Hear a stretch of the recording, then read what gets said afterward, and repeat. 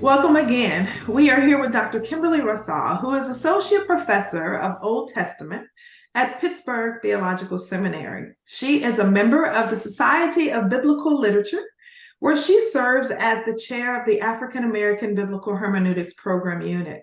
She is also on the editorial board of the Journal of Biblical Literature. Her other professional memberships include the American Academy of Religion, the Society for Black Religion, and the National MBA Association. Her many publications include Revisiting Rahab, Another Look at the Woman of Jericho, Daughters in the Hebrew Bible. These are things y'all should have, y'all. And Undaunted, Reading Miriam for the Sisters They Tried to Erase. And Stony the Road We Trod, the African American Biblical Interpretation 30th Anniversary Expanded Edition. That is also just a classical series that one should definitely have in their library. Dr. Russaw has lectured and presented at events for PBS, Bible and Religions of the Ancient Near East, and the Association of Theological Schools. Many of us are familiar with those. Hello. And the Society of Biblical Literature. In addition to these events at many universities and seminaries, you will see she has a fingerprint in those spaces. She has received her PhD in Hebrew Bible and Ancient Israel from Vanderbilt University and is an ordained minister, itinerant elder in the African Methodist Episcopal Church. It is my joy and privilege to introduce you to Dr. Kimberly Russaw, like I said, an esteemed scholar, one who is passionate about the work and certainly wants to see the church and scholars well as it relates to their understanding of the Hebrew Bible. So I will turn it over to you, Dr. Russaw, and allow you to do what you do very, very well. And welcome to all of you all again. Thank you very much for that very kind introduction. I am happy to be here, and we'll just jump straight into the work. I am going to enter this discussion about connection, privilege, and equity in the ancient biblical world with a turn to modernity. And at the end of our time together, I am going to ask you a question. This will not be a quiz, but I will ask you a question. This won't be graded work. My consumer brand management background, Reverend Crane Spells talked about the fact I'm a member of the National Black MBA Association, and I suspect many of you may have said, why'd you do that? Well, I come to this work by way of corporate. So my brand management background forced me to hear the Amex advertising tagline, membership has its privileges, when I was approached about coming and sharing with you today. So a bit about American Express. From its inception as a financial services provider, Amex has positioned itself in the marketplace as a premium item. Everyone could not get Amex traveler's checks. You might remember Carl Madden. Some of us are old enough to remember his commercials. Don't leave home without it. Moreover, those with an Amex card had access to benefits, privileges really, that those without the card did not. The Amex website now communicates all the different benefits and levels of benefits you can get based upon the type of card you are afforded. Is it a black card? Is it a gold card? Is it a silver or a platinum card? And they recently extended their reach into this idea of access and privilege for travelers by expanding their network of airport lounges. The American Express Global Lounge Collection is a dedicated offering for those of you with a platinum card that gives members access to these high-end lounges in airports. Again, membership has its privileges. But we're not concerned with modern financial offerings. We're here to talk about ancient systems and equity. Systems and equity depicted in the Hebrew Bible. So before we turn to the world of the Hebrew Bible, or the world described in our Old Testament text, I always like to begin any investigation of the biblical world by reminding folks of that world. So before we drill down into the background, let's talk about what we see here. So I'm going to invite some people to come off mute, and just very quickly, when you look at this map, what do you see?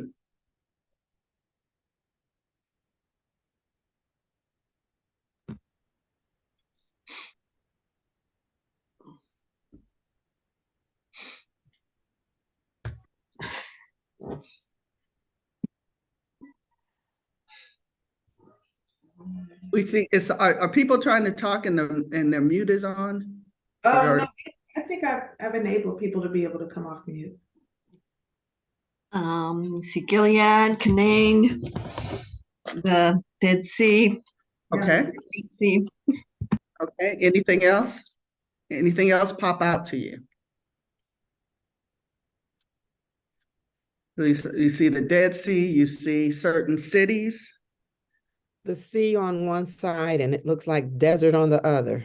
And it looks like desert on the other. Thank you for that. So water and desert. Good. I want us to keep at least 4 things in mind when we discuss systems and equity in the Hebrew Bible. First of all, geography. Access to water and farming land, arable land, and that land that can be used for crops for these agrarian societies is going to be critical. Topography, the arrangement of the natural and artificial physical features. You talked about there was so much desert there, but if we were to look at that map in 3D, we would see that there are hills and there are valleys. Those who live far away from natural waterways probably lived a different life than those who had quick access to water. Once the monarchy comes into existence, living in a walled-in, fortified city was a different experience than living out in the hinterlands where there were no physical boundaries. You didn't have a group of people trained to protect you in the midst of whatever else was going on, no boundary markers. And then, even then, the royals reside in the center of the city, right? So there's something to think about there. Think about who lives where, who works where. And now we're starting to get at issues of privilege and access. I also want you to be mindful of the timeline. The activity depicted in our Bibles spans a large swath of time. So this is not within the last 30 years. This is what's happening here. We've got centuries going on. And then social stratification. How were these communities organized? How were they ordered? Who was in charge? Who had the power? And how did they exert that power? This is a graphic I created for my introductory Bible students, but the thing I want you to take away from this image is that during the time depicted in our Hebrew Bibles, different groups of people exerted power over the area, the geographic area that we're talking about. That area east of the Mediterranean Sea, all the way over to the Tigris River. And power is going to look different at different points in history. The way the Egyptians exerted power is different from the way the Assyrians or the Persians exerted power. So we come to the crux of our time together today, power and privilege in the Hebrew Bible. One thing just about everybody agrees upon or points to as an example of privilege or inequity in the ancient world is this notion of patriarchy.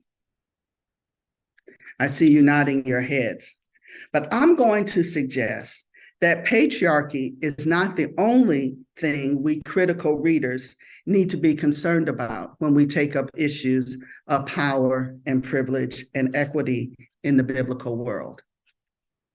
To think about systems and equity, we really need to understand power and how power works in agrarian societies like the ones depicted between at least Genesis through Second Chronicles or Genesis through Malachi.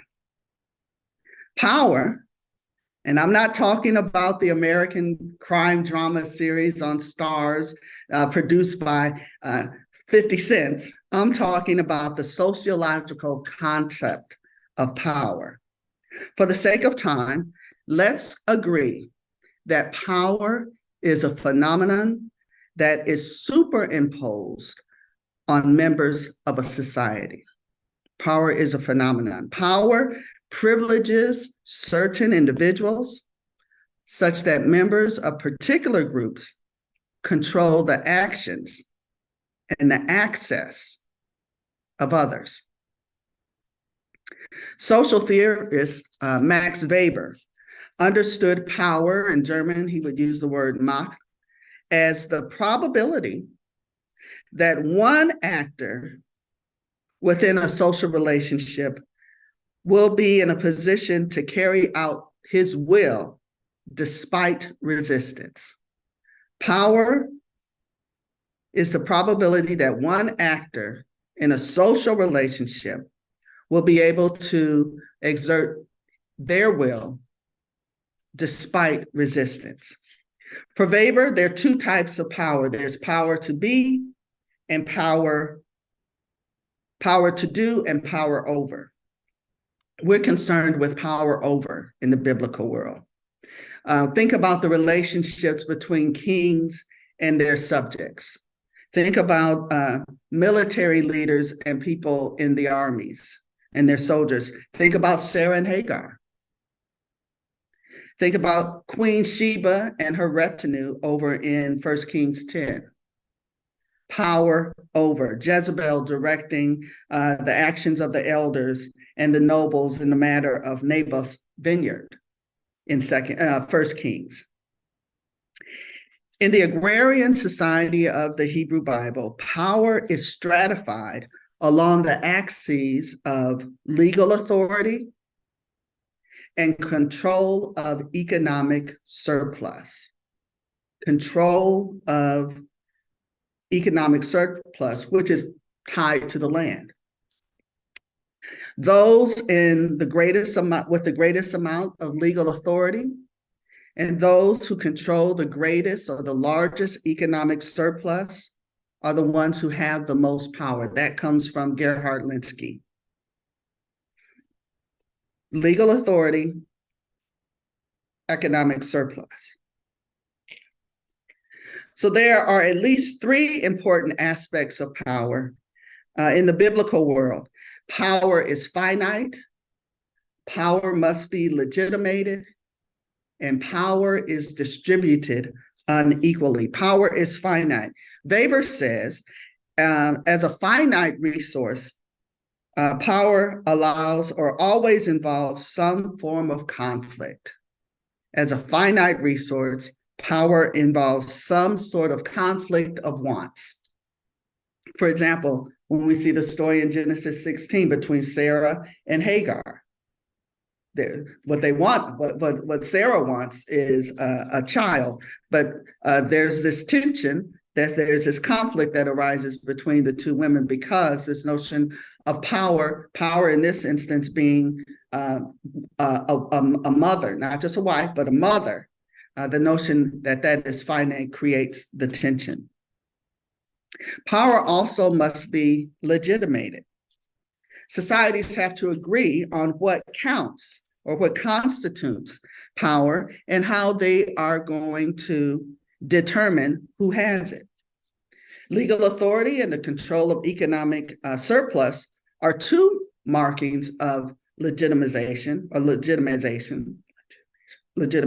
that's better. But within the biblical world, power is often legitimated by tradition through mechanisms like patriarchy. The influence and importance and authority of the males. In the biblical world, men, especially those who control land, have the most legal authority. Think about here, the relationship between Absalom and Tamar in 2 Samuel. When everything goes down, it's Absalom who says, okay, don't tell anybody, just come live at my house and we'll make sure everything gets handled. Her voice is not even heard because patriarchy, the fact that she doesn't have, the community has not afforded her or given her legitimate power because of her gender. More importantly, patriarchy has, more important than patriarchy, power is distributed unequally. Power, that means this leads to the notion of hierarchies. And this is what most readers neglect to consider. Though patriarchal societies favor males, hierarchies determine the amount of power ascribed to the different males. Said differently, not all males have the same degree of power. Biblical scholar Doug Knight says unequal distribution of resources within agrarian societies like that of ancient Israel skew legal systems by offering laws and judicial procedures that favor certain persons or groups, those with the most power. We're getting at inequity. We're coming at this notion of inequity. So this graphic represents the four-tiered hierarchical structure of ancient Israel. So when we're reading our Bibles and we're dealing with these wonderful stories, I want you to keep this in the back of your mind. At the top of the pyramid, you have the royals. They represent 1 to 2% of the population, and they tended to view the state as their personal property. Below them, members of the governing class or the elites supported the roles. They exercised political and economic power at the national level. So here you're going to have your state officials, your chief military officers, large landowners, wealthy merchants, and you can't forget about the priestly leaders. Those would count as the elites. Below the royals and the elites are going to be what we're going to term as the specialists. Now, what's important to remember is that the specialists are dependent upon the elites for their positions and their income. These are your bureaucrats. These are your functionaries. These are your retainers. These are the merchants, but they're not the large wealthy merchants, but they're what do I want to say? They're the, what do you have, Monique, what do you have on Saturday mornings when you go out and they're the farmer's market. This is the farmer's market people. The farmer's market, yeah. The farmer's market. And then the regular priest. And at the bottom of this hierarchy are the peasants and the craftspeople. Basically, the populace. Though they were the most populous group, the populace had the least amount of power. Think about King Solomon when he conscripted 3,000 laborers to cut stones to build the house of the Lord in 1 Kings.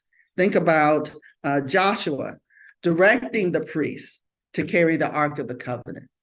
The priests end up being the peasants and the craftspeople. Think about Abraham directing his young boys to stay back and watch all of our supplies while me and my son go up this mountain to do a little something. These are the peasants, these are the craftspeople, these are members of the populace. You got the royals, the elites, the specialists, and then the populace. So here's my first question. Who's missing from this graphic or from this understanding of the hierarchy of power in ancient Israel?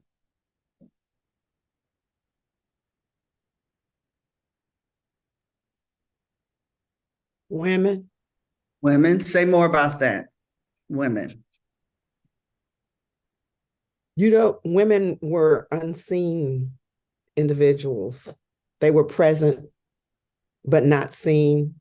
they were present and had no voice, and they were objectified within that culture at will by those who were in this hierarchy that you just described. So is it all women or certain types of women?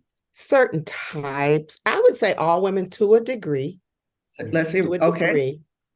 But at the end of the day, who had the last say? And as I say that, I think about Vashti and Esther. I think at the end of that day, they both were women who would be privileged, but then also they didn't really have any power, if you think about it.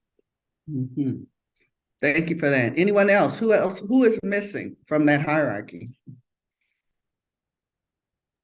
I see Neil's hand.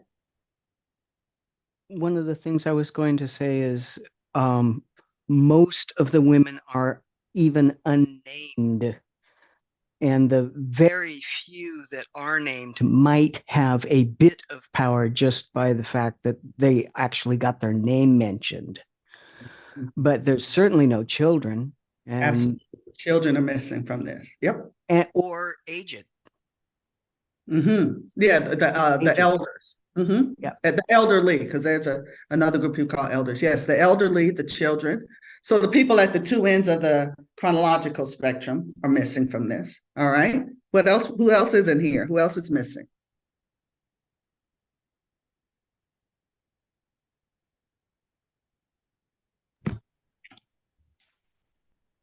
Enslaved. Okay. Enslaved persons. Absolutely.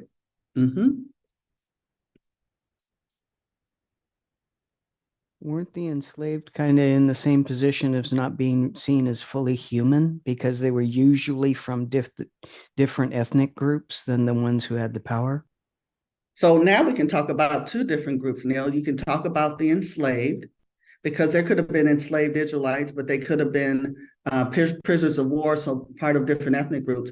But you could also have other members of the community that weren't Israelites, so foreigners. So yeah, so we've talked about women, we talked about children and the elderly, we've talked about enslaved persons, we've identified foreigners. Anybody else not recognized that comes here? See, the Levites were mentioned in the chat, as well as people with physical differences have also been listed in the chat. So yeah, so the Levites will get counted in that priestly class, but I think we're onto something when we talked about people with people of difference. So differently able, we would probably call them differently abled, but in the ancient world, it's even more narrowly focused to talk about people whose difference you can see, right? Because we can talk about neurodivergent individuals that may not, but the Israelites would have been dealing with if you have a skin deformity, if there is some sort of physical thing about you, the blind, absolutely, the deaf, those sorts of things. Absolutely right. So we've had oftentimes those issues of what we used to term disability were seen as someone, usually the person, him or herself, had sinned, and correct. The resulting deformity or lack of ability was the punishment. Absolutely. That is a strain that does run through the text. So let's talk a little bit about what are the implications. We've identified who might be missing, but now what are the implications of these omissions? What's the so what? So what does it mean that women aren't mentioned? What does it mean that children are not part of this hierarchy? What does it mean that foreigners, or what might it mean that foreigners are not captured here? They have no power. Yeah. And I see we have a hand raised with Natasha. Natasha, what say you, Natasha? I was answering the first question, not this one, but just in talking out loud, the implications I see is that if these people are not considered to be powerful, then they are more easily disenfranchised. There is no duty, ethical, moral, legal to fill in these so-called gaps. They're systemic, they're systematic, and their voices and their presence do not matter. So their absence is more to be capitalized on than their presence. Absolutely. And who's surprised that the mastermind behind Legalese Please would pick up on the legal disenfranchisement of the people. But that is absolutely a relevant implication. And then we could even take that out further to talk about, well, when we deal with these texts, how do we account for, or how do we try to fill in the gaps for our listeners or for ourselves as we're treating this? And I will tell you, we talked a little bit about women. I will tell you that gender complicates that power dynamic, full stop. When power transgresses gender lines, power relationships are no longer formulaic or predictable. And Monique, if I may, this is my plug for chapter 5 of my book, Daughters in the Hebrew Bible. If you want to know more, I encourage you to read chapters 5 and 6 of that book. So, Amen. Amex latest advertising campaign harkens back to its breakout, Don't Leave Home Without It. That was Karl Malden telling people to take your traveler's checks with them. But it extends the brand identity as one that provides its users access to, again, premium purchases and experiences. It steps away from celebrity-driven campaigns. You remember, who was it? Jerry Seinfeld was getting gas, and he was using his American Express card and getting all the benefits from that. But we don't see that now. And it also encourages users, whether they're business users or personal users, to basically be the celebrities in their own lives. In the ads, we see customers experiencing adventures and triumphs as Amex reminds the viewers in its unique positioning in the marketplace with the new tagline, "Don't live life without it." And so, as one invested in the transformational potential of the Christian church, I want each of us to engage the sacred text with vim and vigor. But I want you to do it responsibly. To me, part of handling the scriptures responsibly is doing the sometimes hard work of reading more than what's presented to us on the pages of Genesis through Revelation. And we've begun to do some of that work here. Sometimes, in order to do justice and love mercy, we have to engage the text critically. And my hope is that the information I've shared this morning will help you do just that. And so as we move to Q&A, I have one last question for you. So this might be the pop quiz. We had one question, so this counts as the pop quiz. And it's simply, how might you use this information in your ministry or in your spiritual practice? Thank you.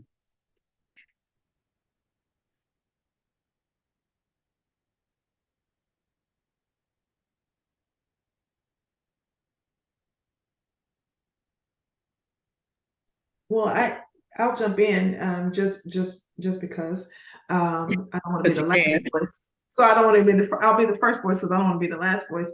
But to examine every room or table, in particular where resources are being discussed or allocated or requested, to examine the power dynamics, and also to be asking who is missing. Mm-hmm. Mm-hmm. And so that for me, that would be how I would employ the learning here in my immediate work. But I'll let others share. Neil, I see your hand. Now I know to look for it.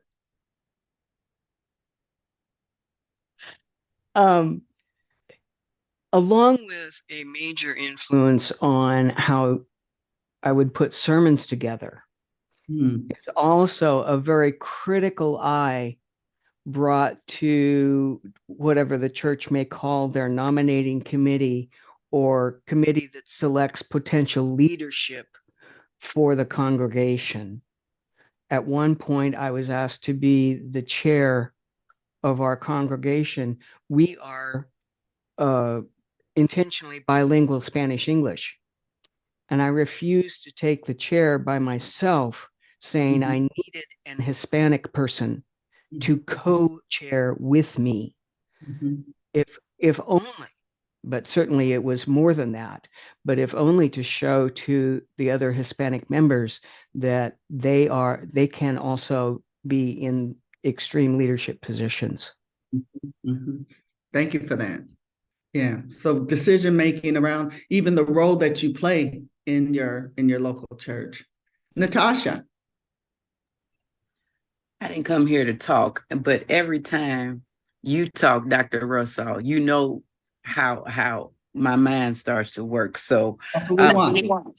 one of the things that I hear when we're talking about ministry is not just what is seen on Sunday and what is not seen in the four walls of the church, but ministry in the public sphere, in the public square. Yeah. Deciding that what we do and the embodiment of who we are is ministry every day. So what I hear is the language that we use, particularly when we who are called to do justice and to love mercy, where sometimes the language of, well, we're speaking for the voiceless, can be very ableist in language. In addition to the fact that it's not so much the voiceless as much as it is, and I think it was Dr. Ann who said, those who have been unheard. So who's speaking over those who are trying to be heard, not just in their words, but in their embodiment, to make sure that we are not skipping over those who may communicate differently because they do not communicate like us. That's what I take away from what you're saying. That's rich. Thanks for that. That's rich. Yeah.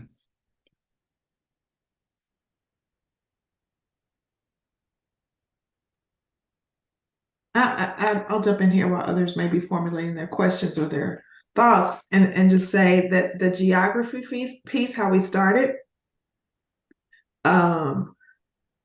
that sometimes we will make generalizations or categorize people's behaviors or how people respond to resources or offerings or ministry efforts in ways that do not account for where people are coming from physically, geographically, and which matters. Can you give an example before you move on to? Yeah, so a perfect example. So I would say that um, time, how we understand and consider timeliness. So people who come from perhaps more southern areas or different countries that allow for rest periods, longer lunch hours, later days, when those folks come into our more capitalist environments and people are OCD around sticking to an itinerary or schedule rigorously, not allowing things to carry over or to run, or to that does not mean that people don't regard time if they need to take more time for something or if they arrive leisurely into the day. It could be a cultural indication of where they are from, and whether it be a farming community. And I mean, there were times when the sun dictated when people moved. And now, you got folks starting meeting before the suns are up, or keeping people after the sun has gone down and wondering why they're not happy to still be there if it's dark. So, so you naming that geography impacts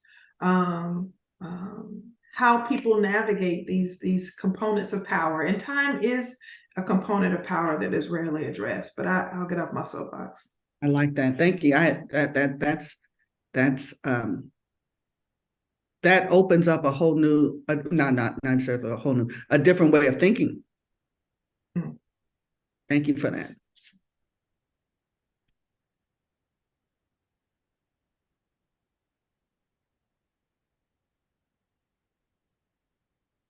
How might you use this information in your ministry or in your spiritual formation? Let's see if I'm missing anything here in the chats.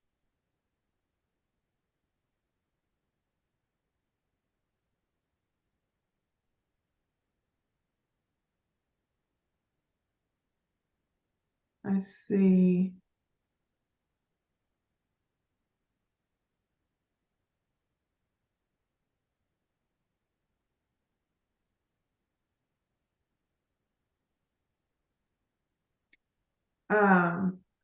I see Von Trill talked about taking ministry to the streets, and that the table is 24/7. Ah, okay. And now that's something I've never heard. I love that. That the table is 24/7. Because there's always somebody, folk who do the traditional 9 to 5, forget there's a whole other shift, 2 other shifts. Yeah. Who are laboring night and day. And we hope they're laboring in particular when we're trying to get to a hospital or get picked up or dropped off somewhere. Mm-hmm. We forget these things. But the table is 24/7. That's rich, Mama Von Trill.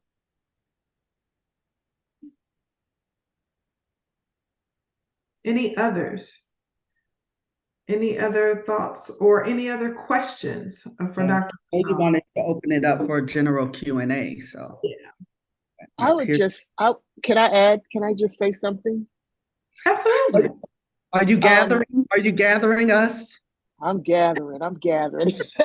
Oh, and I think for my ministry, our ministry, because we got some gatherers on here, I think it's important. And okay, so you asked the question, how do we implement this, or what difference does this way of understanding impact our ministries? And one of the ways I think it does, and hopefully will continue to impact our ministry, is doing what we can as leaders to make sure that everyone feels invited to share their perspective, to share their heart, to share their concerns, to share their ideas, right? And to make to make sure they feel, or because we can't control how people feel, but to create an environment, I'll say, to create an environment where questioning, where critiquing is welcomed. Yeah. And those who are in leadership are not offended, right? Or ticked off by it, but who actually listen to hear and listen and hear to implement, right? Who have that openness and I guess humility, right? To create this kind of environment. Because none of us know everything, right? And my experiences are vast but limited. And so everybody in the community needs to feel that their voice matters and their perspectives and their lived experiences matter. So I think that's how it shows up for me and for us in our community. Yeah. And if I may, I want to build off of what I think I heard embedded in what you said, and marrying it to that hierarchical graphic that perhaps many times we immediately think about the populace. We We want to go in from Jerusalem, what is it, from here to there and to the othermost parts of the earth. Parts of the world. Yeah. We want to go get the folk in the othermost parts of the earth. But who's thinking about, well, wait, now the elites have a different sort of set of concerns. And the specialists have a different set of concerns. I just want to make sure that we're careful to attend to everybody up and down that spectrum, right? It might look different. That's right. Simply because of where a person falls on that, or at least when we read the text, ask the question about how might this be playing out with the different people up and down that spectrum, not just David and his soldiers, but what about the merchants they encounter when he encountered Abigail and her and Nabal was her husband. They're workers. So Nabal should count as like a specialist because he owns a little bit of the land, but he's not a wealthy landowner. And here comes King David saying, we want to eat, so y'all should feed us. Well, wait a minute. Wait. I can imagine Nabal says, well, first of all, this is my land. And I got these 12 different people who work for me that I have to account for. But I think when we start to read these popular or these common stories, thinking about, well, wait, let's stop. Wait a minute now. We side with David because he's the star of the show. We like Abigail because she comes along and says, my husband's a fool, man. I'm with you. I'm not trying to fool with him no more. But what about the folk who don't get named? The folk who are part of the system. They're in the hierarchy, but they don't get center stage. What might be happening for them in these moments? So your observations, Irene, made me think about that. So thank you.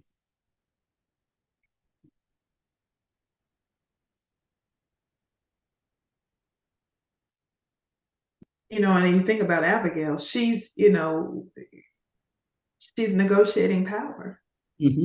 She's navigating power, absolutely. Or perhaps even brokering her own. That's power brokering. But she's not on that. She's one of the groups of people who would be counted as missing, who's not captured in our understanding of power. But she's absolutely navigating and leveraging the power that she has. Absolutely. Right. Were you gonna say something, Monica? I liked your word negotiating.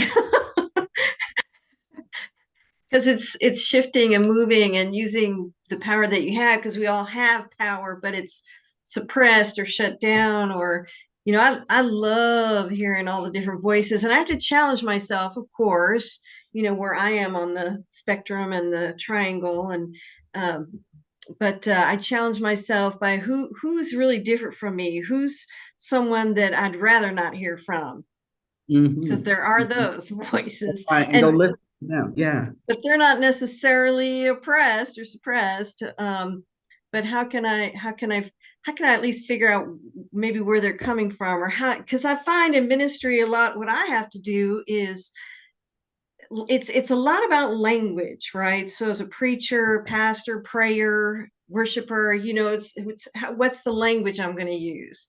And if I use too many he's, I'm putting a stumbling block in front of somebody. If I'm using no pronouns, I'm putting a stumbling block in front of somebody, just as an example.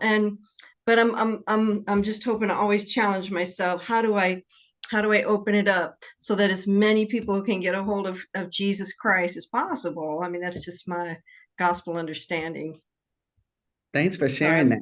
So I really appreciate this. Yeah. And even that recognition, and then now the act of being careful with your words, that probably puts you in an uncomfortable place more often than you probably want to be. So I applaud you for taking on that work.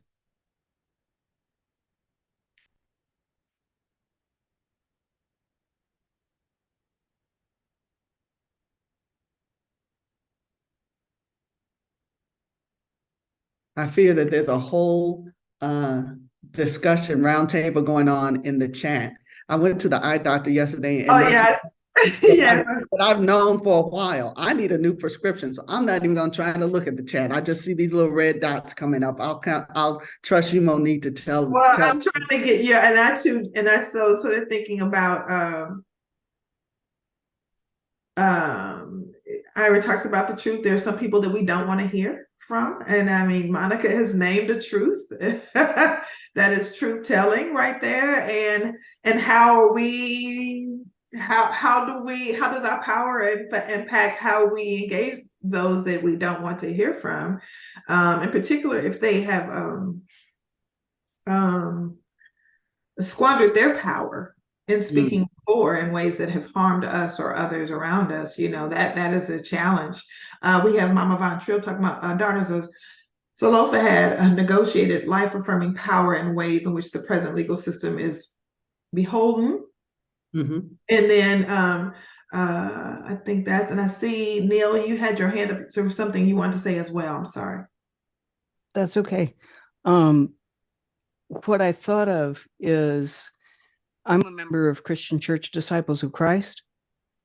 And as we're talking about hearing voices we'd rather not hear, one of the disciples' positions is that we need all the voices at the table because no one perspective can get the whole picture of God. It's true that sometimes we've heard too much from some of the voices and not enough from others. But even though I might horrendously disagree with one of my brothers or sisters at the table, I will still stand beside them and say, you belong here. However much I like or don't like what they say, because I'm committed to having all the voices. And in the middle of all that, I wondered, who listens to the voice of the land as the land cries out? Yes, I see that. I'm sorry that I missed that. Listening to the land. Oh my goodness. Just even saying that is powerful. Who's listening to the land? Because this is the thing. We're learning about the power of the land because it has not been heard. It's navigating to make sure it's navigating in some very creative ways to make sure it is heard now. Absolutely, it asserts its power, and we need to, in your language, Dr. Russaw, legitimate. Yep. The power of the land's voice. That's good. That's good. So such that we don't have to continue. We don't have to keep learning the same lessons over and over again. I mean, power is legitimate. I mean, I think that's a whole other presentation, but I just thought that was rich. And I was like, oh my goodness, we could do the whole hour on that. I saw you thinking that, and I got my typo mixed up. Was there anything you wanted to add? Because I do see your wheels turning. Oh, no. Well, I don't know if those are wheels, but maybe mentioned it is good to have 3 ministers from Christian Church in Pennsylvania on here when we saw Wonderful. Our neighbors coming, and always grateful for what's happening. I was just thinking a little bit about so thank you, Professor, for this, and DHM for all the ways DHM is DHM. I was just thinking a little bit about the membership that has its privileges, and because of the sins of my youth, I used to be associated with that company for a while, and drove me to the ministry. But I was also aware that maybe where we sit on this pyramid doesn't have a whole lot to do with us, right? Or personally, it's sort of what's been to us, but also the idea of carrying that card, the big one, the gold one, that may make someone feel powerful. It's also the most, at least it used to be, most expensive for the people at the bottom of the pyramid when you hand it to them. Yeah, that's cool. The merchant. Yeah, the merchant would pay more on that. So I was thinking about our church in Washington, PA, that did a farmers market. We're sort of hoping that folks would bring their Capital One card, not their Amex, to pay for that. And it sort of reverses the concept of membership and what is what is privilege. And so that's where my mind's going, thinking about ministry, spirituality, Okay. and how we exchange Mhm. in this economy in ways that put upon those Yeah. whom we're called. That's where my wheels were turning, Reverend. Mhm. Monique, I think you're on mute. Oh, I said I could see them spinning. I agree. It is, as it's been said, I can't name who said it, but that it's expensive to be poor.